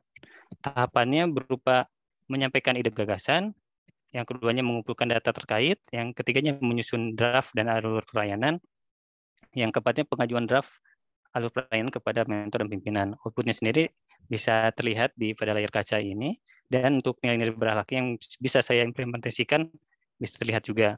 Contohnya untuk misalkan menyampaikan ide gagasan ini, saya bisa menerapkan nilai harmonis dengan cara apa? Saya akan menyampaikan ide dan gagasan dengan bahasa baik dan benar, sehingga terciptanya kondusivitas dalam penyampaian ide dan gagasan. Lanjut ke kegiatan nomor 2, yaitu membuat diagram alur pelayanan secara kreatif. Untuk outputnya sendiri, yang diharapkan adalah diagram alur pelayanan yang menarik berupa banner. Itu sama untuk kontribusi dan penguatan nilai organisasinya seperti sebelumnya. Untuk tahapannya ada 4 tahapan. Yang pertama sama menyampaikan ide dan gagasan. Yang kedua, membuat desain diagram alur layanan dalam bentuk poster. Yang ketiganya, pengajuan rancangan desain diagram. Dan keempatnya, mencetak diagram alur dalam bentuk banner. Output utamanya seperti yang tadi, ada diagram alur pelayanan yang menarik berupa banner, dan nilai-nilai berakhlaknya seperti yang bisa dilihat oleh Ibu Bapak sendiri. Untuk kegiatan 3, mengadakan rapat dan sosialisasi teknis di lingkup internal perihal alur pelayanan pengajuan dan kalibrasi. Output yang diharapkan dari ini adalah pegawai BPSMB ini bisa mengetahui tentang alur pelayanan dan pengujian dan kalibrasi yang terbaru, yaitu bisnis proses sendiri di organisasinya sendiri. Kontribusi dan penguatan nilai organisasinya sama, tahapannya ada 4 tahapan: mengajukan ide, langsung melaksanakan kegiatan sosialisasi, yang ketiganya pengisian dan pengolahan data kuesioner. Kuesioner ini bertujuan untuk mengetahui feedback dari pegawainya sendiri apakah sudah memahami atau belum tentang alur pelayanan yang baru ini. Yang keempatnya terakhir ada melaporkan hasil sosialisasi kepada mentor dan pimpinan. Kegiatan keempatnya adalah sosialisasi kepada masyarakat tentang alur pelayanan pengujian dan kalibrasi terbaru. Output yang diharapkannya adalah postingan diagram alurnya di website dan Instagram BPSMB-LE. Kontribusi dan penguatan nilai organisasinya masih sama. Untuk tahapannya ada 3 tahapan. Yang pertama, mengajukan ide ke atasan. Yang keduanya, berkoordinasi dan memberikan poster diagram alur kepada pengelola website dan akun Instagram BPSMBLE yang terakhirnya melaporkan hasil sosialisasi. Nilai berhalaknya di sini bisa terlihat di layar kaca ini. Nah, tentang rekapitulasi rencana habituasi, total saya akan mengaktualisasikan 57 nilai. Dan semua nilai bisa mencakup semua dari 7 nilai core value ini sendiri. Untuk rencana dan jadwal, seperti bisa dilihat, saya membreakdown jadwal kegiatan ini menjadi per hari dan per tahapan kegiatan. Terima kasih. Sekian dari presentasi dari saya. Wassalamualaikum warahmatullahi wabarakatuh. Waalaikumsalam. Waalaikumsalam warahmatullahi wabarakatuh. Baik, terima kasih Hadi atas presentasinya. Ini sudah kita dengarkan ya. Ya, ada Roy, ya, ada Mega yang tergopoh-gopoh tadi presentasinya ya. Tenang aja sebetulnya. Mangga Kang Muron. Mega buat dedak nih untuk buat jamur. Bismillahirrahmanirrahim. Assalamualaikum warahmatullahi wabarakatuh. Waalaikumsalam. Yang terhormat pengarsa pembimbing ya, Pak pengarsa Bapak Momon, Ibu penguji, pengarsa Ibu Nurdialis, kali pendamping kelas Bu Risda, Bapak-bapak sareng Ibu mentor beserta teman-teman peserta latsar. Terima kasih atas kesempatannya. Mohon izin saya mungkin sedikit mendukung apa yang disampaikan atau paparan Mega tadi, walaupun ya tergopoh-gopoh saking semangat, mungkin masih pagi Pak Momen punten. Jadi memang secara tupoksi rencana aktualisasi yang disusun oleh Bu Mega sudah sesuai dengan bentuk mendukung, yaitu tupoksi balai dalam hal upaya menurunkan presentasi serangan organisme pengganggu tumbuhan, khususnya tanaman perkebunan, sehingga diharapkan mungkin nanti akan meningkatkan produktivitas dan nilai ekonomis hasil perkebunan para petani. Kemudian juga kebaruannya yaitu mendukung memperkaya APH yang selama ini balai buat, yaitu di kami selama ini media yang digunakan adalah jagung, selain jagung juga ada beras. Memang tujuannya APH ini selain untuk mengendalikan hama penyakit tanaman perkebunan, juga untuk mengurangi ketergantungan petani terhadap pestisida, sehingga diharapkan nantinya penggunaan pestisida menurun sehingga mencapai ambang toleransi. Atau diharapkan ke depannya mungkin teman-teman petani kita bisa bertani secara organik gitu. Jadi memang kalau dilihat dari nilainya, kita upayakan APH ini sedemikian rupa sehingga mudah dikerjakan dan bahannya semudah mungkin didapati di sekitar petani, dan juga pada ujungnya mungkin secara pengaruh terhadap lingkungan tidak terlalu merugikan. Jadi sehingga mungkin kalau memang alternatif dedak ini mungkin secara ekonomis nilainya lebih murah, artinya lebih mudah didapat oleh petani.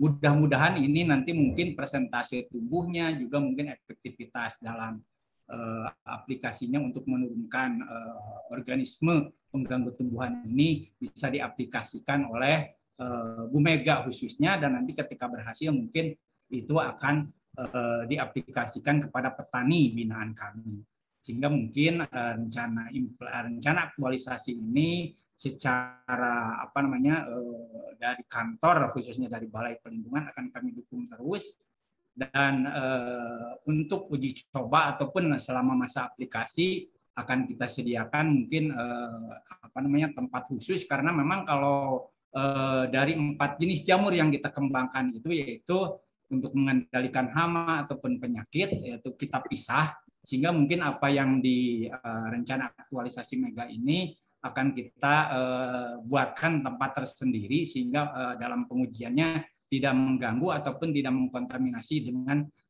jenis jamur lainnya. Jadi terima kasih juga kepada Bapak-bapak Ibu, tim BPSDM, terutama salut kami atas pelaksanaan Latsar ini. Boleh dikatakan kami cemburu, mungkin kami kalau zaman dulu dari protes CPNS untuk menjadi PNS itu menunggunya itu lebih dari setahun, tetapi teman-teman yang sekarang sangat bersyukur teman-teman CPNS bisa tidak terlalu lama istilahnya mengetem, begitu diterima CPNS langsung dapat mengikuti Latsar dan langsung menonjolkan atau dapat mengaktualisasikan dirinya melalui rencana aktualisasi yang akan mereka buat masing-masing. Sekali lagi dalam penyelenggaraannya kalau boleh kami menilai jadi sudah sangat baik itu dari waktunya, baik itu dari sistemnya juga, terutama para narasumber dan para wijaiswaranya. Jadi apresiasi sangat besar kepada Bapak Ibu di penyelenggara. Kemudian kalaupun boleh kami menilai dari rencana aktualisasi Bu Mega ini, seperti tadi sudah disinggung, baik itu dari kesesuaian tupoksi ataupun keterbaruannya, mungkin kami bisa menilai 99, Pak Mohon Sanggulis. Non, Pak Betul. Karena untuk 100 mungkin nanti dari Bu Nur Dialis sama pengasihnya gitu ya. Sekali lagi terima kasih Pak Ngersapomo. Hebat mentorna, ya abot tuh Mega mentor kamu tuh. Bu Nur Dialis gitu ya. Hapunten anu kasuhun. Bila taufiq wal hidayah, wassalamualaikum warahmatullahi wabarakatuh. Waalaikumsalam warahmatullahi wabarakatuh. Oke, Pak Heri selaku mentornya Roy ya, betul ya? Hadi, Pak. Pak Hedi, kamu mentornya siapa? Mentornya siapa? Pak Heri, Pak. Pak Heri kan? Enggak, Roy. Kalau saya Pak Muhtarudin, Pak. Oh, Pak Muhtarudin. Pak Muhtarudin. Monitor. Wajahnya nggak ada. Soal nggak kelihatan soalnya. Bisa di on cam? Apa suara saya terdengar, Pak? Sudah terdengar, tapi masih off cam. Mohon maaf, saya tidak mengaktifkan fitur kamera, Pak, karena sedang ada di luar. Oh ya. Koneksinya tidak stabil gitu. Oke, ya. Oke. Silakan. Jadi saya sempat. Ya. Silakan, Pak Terima Muhtar. kasih. Yang saya hormati coach dan para mentor, kemudian penguji serta rekan-rekan peserta Latsar yang saya banggakan. Dari tadi saya mendengarkan apa yang sudah dipaparkan Pak Roy Daud ini, Pak. Memang kondisi di kami terkait dengan pelaporan P2K3 itu masih dilakukan secara manual. Karena keterbatasan fasilitas dan juga SDM, Pak. Bahkan saya waktu itu masih ada sebagai kasih itu tidak punya staf, Pak. Gitu. Jadi memang sangat terbatas sekali SDM-nya, sementara wilayah kerja kami yang cukup luas. Ya. Saya sangat appreciate apa yang dilakukan oleh Pak Roy ini terkait idenya dengan melakukan digitalisasi layanan pelaporan tribulanan P2K3 di UPTD Wasnaker Wilayah 3 Cirebon ini, Pak. Ini manfaatnya saya pikir besar sekali, tidak hanya bagi UPTD karena nanti bisa punya database terkait pelaporan, juga bagi perusahaan, Pak, karena tidak usah datang ke kantor, mengirimkan berkas, yang tentu itu akan menyita banyak atau sedikit waktu dari teman-teman di perusahaan. Harapan saya apa yang menjadi idenya Pak Roy ini nanti tidak hanya semata-mata untuk kepentingan diklat saja, Bapak Ibu. Harapan saya bahwa ini bisa diteruskan, diaplikasikan sepanjang UPTD ini ada gitu. Sehingga manfaat sekali apa yang dilakukan Pak Roy ini terhadap kemajuan UPTD. Saya kira demikian, Coach dan Ibu penguji. Terima kasih. Assalamualaikum warahmatullahi wabarakatuh. Waalaikumsalam. Ini banyak tuntutan dan banyak harapan ini daripada peserta-peserta Latsar nih. Kalau sendiri masuk ke tahun 2022, 2021, coba masuk ke tahun 95 kayak Bu Nur Dialis tuh. Terima kasih Pak Muhtar. Sami-sami Bapak. Mangga Kang Heri dari Kerawang ya, ini urusan Tera Menera di Indak Kerawang ya. Ya, nuhun Pak. Assalamualaikum warahmatullahi wabarakatuh. Waalaikumsalam. Yang saya hormati Ibu Nur Dialis selaku penguji. Salam kenal juga ya Bu. Salam kenal Pak Heri. Ya, Kemudian saya hormati Pak Maman Rifai selaku coach yang sudah membimbing, supervisi anak-anak saya Pak di Kerawang ini, dan mereka ini sudah menjadi orang pembelajar cepat tuh ya. Jadi cepat memahami kondisi, cepat menganalisa gitu ya. Jadi beda mungkin dengan tadi seperti disampaikan para mentor tadi ya. Dan juga yang saya banggakan peserta Latsar ini. Nah, ini luar biasa Pak. Sebenarnya tadi yang disampaikan oleh Mas Hadi tadi itu sudah menjadi sebuah kebutuhan kami Pak. Gitu. Mengingat kemarin tidak hanya pasca ada penyetaraan, tapi juga perlu ada penyesuaian dengan Perda nomor 6 tahun 2018 ya. Mungkin Ibu Nurdialis paham Ibu ya tentang retribusi daerah gitu daerah, ya. Ya, dan kami juga belum 100% menerapkan sesuai dengan Perda tadi. Kemudian juga ada proses di laboratorium yang kadang sering kita lewati gitu ya. Setelah data hasil lab itu belum ada analisa data gitu ya. Siapa yang menganalisa, terus siapa yang nanti yang bertanggung jawab ya. Kalau selama ini mungkin adanya eselon 4 itu mereka sebagai verifikator gitu ya. Nah, setelah eselon 4 tidak ada, ini kita juga bingung siapa yang akan melakukan verifikasi data gitu ya.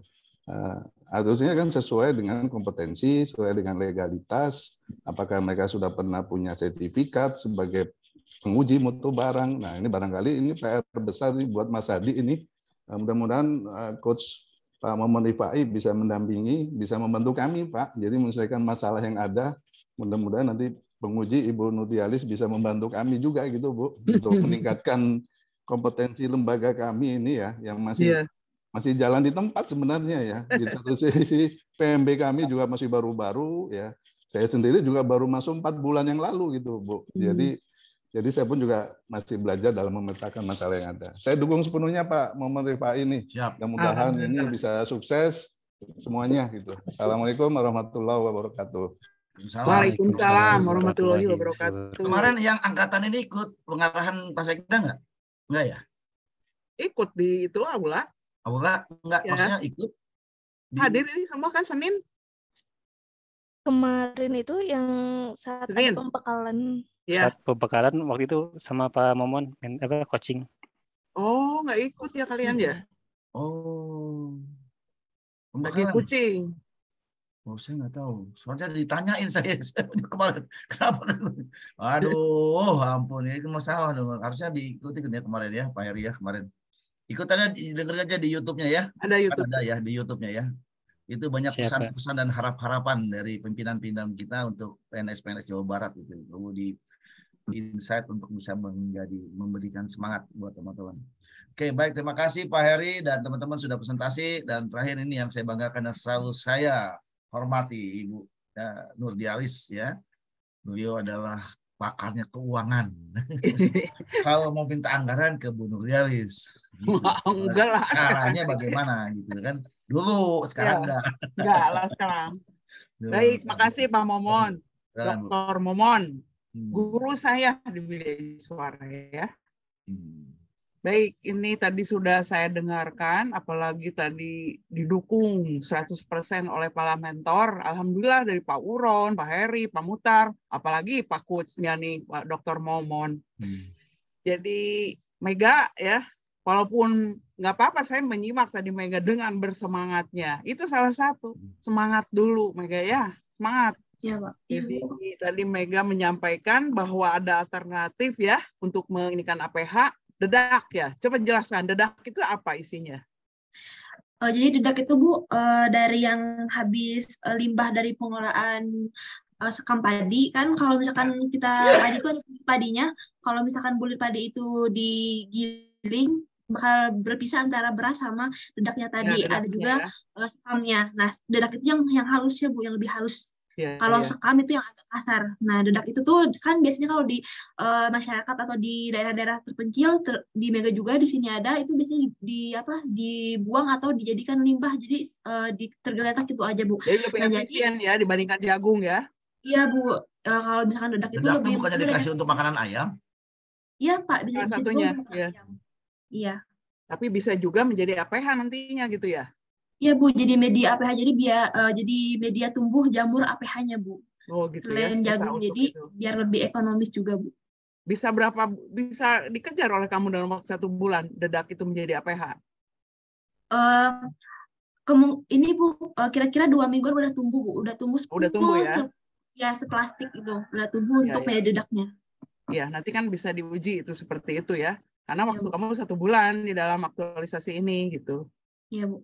Ya, jadi bisa dilakukan karena tadi dibantu juga katanya oleh Pak Mentor, akan disediakan tempatnya tuh ya, jadi didukung tuh. Tapi mintanya 100 pun nilainya katanya gitu Bu. Katanya mau 100 min 02. Ya, mudah-mudahan bisa jadi alternatif baru ya Pak Uron ya. Jadi salah satu ide ini bisa diterapkan oleh Mega sehingga nanti setelah Mega jadi PNS juga dilanjutkan dengan ide-ide yang lebih bagus lagi, lebih kreatif lagi. Pak Sekda kan menyampaikan itu harus ada terobosan-terobosan kalian ini karena kalian lulus dari CAT ya, tidak serta-merta lulus dengan begitu saja, tapi ada proses yang melalui CAT menjadi agen-agen perubahan Jawa Barat sehingga memberikan nilai tambah pada Pak Uron gitu ya nantinya ya Mega ya. Di sini kenapa ngambil itunya Nadiem? Nggak nyambung dengan menterinya. Kamu ngambil role modelnya apa Nadiem? Ya. Iya, Bu.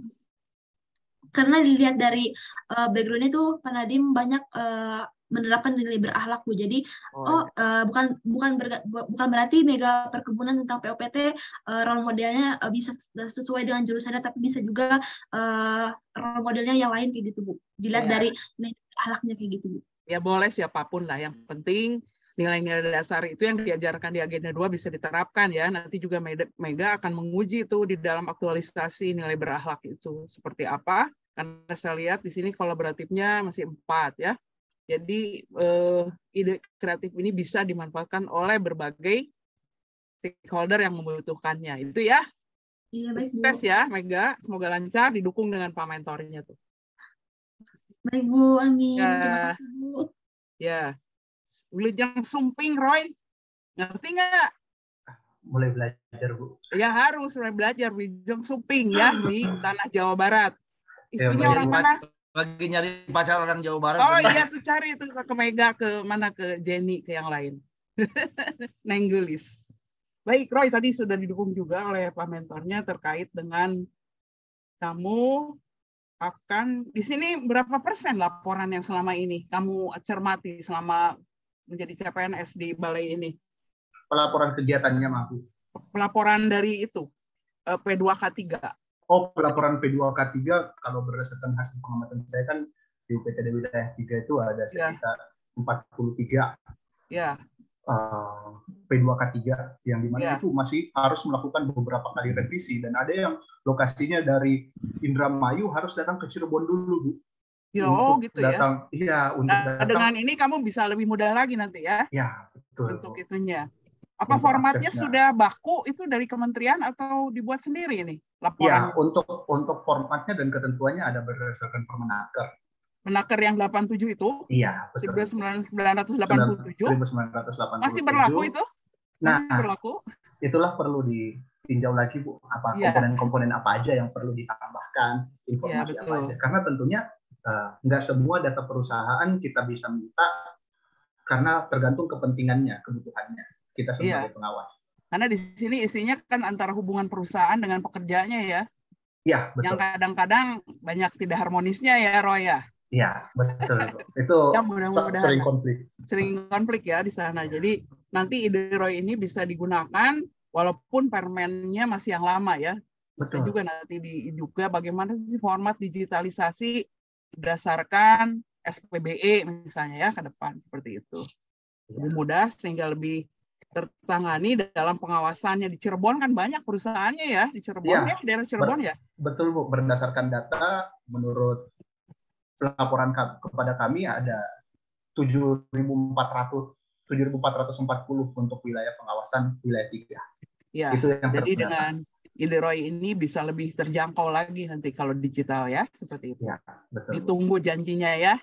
Insya Allah. Iya, sukses ya. Ya, terima kasih, Bu. Baik, yang terakhir Muhammad Saiful Hadi ya.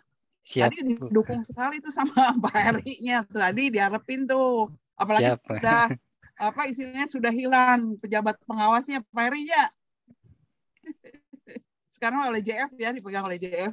Iya betul Bu. Ya kita harus siap tuh sebagai generasi yang baru dengan ide-ide kreatifnya. Di sini juga belum optimal ya. Jadi selama ini bagaimana? Sudah ada dilakukan, tapi belum optimal.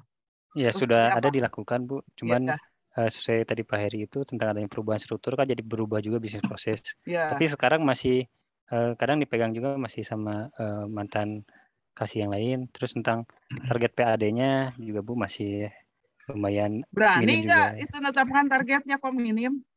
Ya kita ya itu dari awal juga di waktu orientasi kemarin dari Pak Kadis juga diarahkan untuk ini Bu jiwa entrepreneurship-nya diiningin Bu.